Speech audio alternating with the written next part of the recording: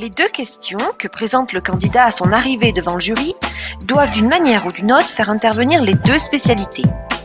Soit la question traite individuellement d'une des deux spécialités, soit la question permet de les traiter de manière transversale. Quelques exemples de questions transversales vont vous être présentés. Imaginons le cas d'un élève ayant choisi la spécialité LLCER et la spécialité Sciences économiques et sociales et qui souhaiterait travailler dans le domaine des ressources humaines. 5% des élèves de terminale de l'Académie de Grenoble ont choisi cette combinaison. Une question possible serait l'école facteur de mobilité ou de reproduction sociale, issue du croisement entre les deux programmes de spécialité.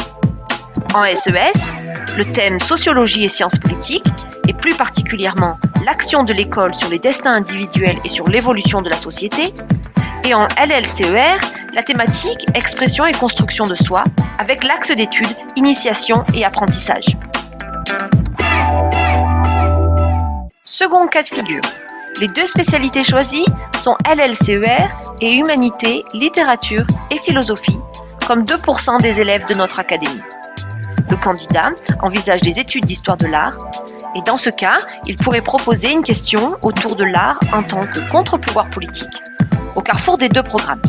En effet, en HLP, la thématique l'humanité en question, et plus précisément l'entrée création, continuité et rupture, peut être croisée avec la thématique de LLCER, art et débat d'idées, et plus précisément les axes d'études art et contestation ou art qui fait débat. 4% des élèves de terminale de notre académie associent la LLCER à la spécialité Histoire-géographie, géopolitique et sciences politiques.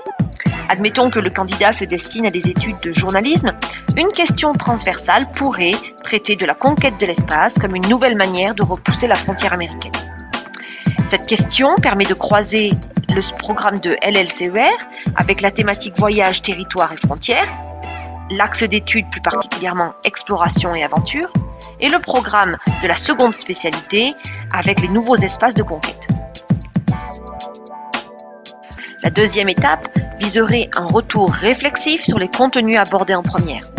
Quels objets d'études dans les deux spécialités nourrissent le projet?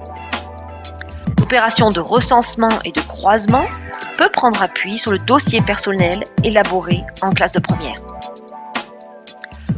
Puis tout au long de l'année, à l'aide d'un carnet de bord par exemple, les élèves poursuivent ce travail de recensement et de croisement en autonomie, se préparant ainsi aux modalités de travail du supérieur.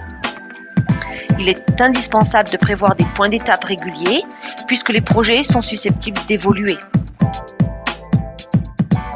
Cet exercice nécessite des entraînements à la prise de parole réguliers, et ce dans toutes les disciplines et dès la classe de seconde. Si être convaincant et interagir sont des compétences régulièrement travaillées en cours de langue, en revanche, les 3 autres axes de travail méritent une attention particulière. Tout d'abord, le support. Il est facultatif et il doit être remis au jury lors de l'exposé. Si on choisit d'en élaborer un, il peut permettre d'aider à remobiliser ses arguments, comme il peut aider le jury à suivre la prise de parole. Il peut prendre la forme d'une carte, d'un dessin, d'un schéma ou d'une carte mentale. Parler sans notes, impossible d'apprendre par cœur. Donc des stratégies doivent être mises en place pour permettre de s'exprimer de manière fluide tout en se détachant progressivement de ces notes jusqu'à s'en passer complètement. Des prises de parole qui doivent être de plus en plus longues et de plus en plus élaborées. Enfin, parler debout, l'enseignant veillera à multiplier les occasions pour familiariser les élèves à cette posture. À deux, en groupe, à la classe, autant d'occasions d'évaluation entre pairs.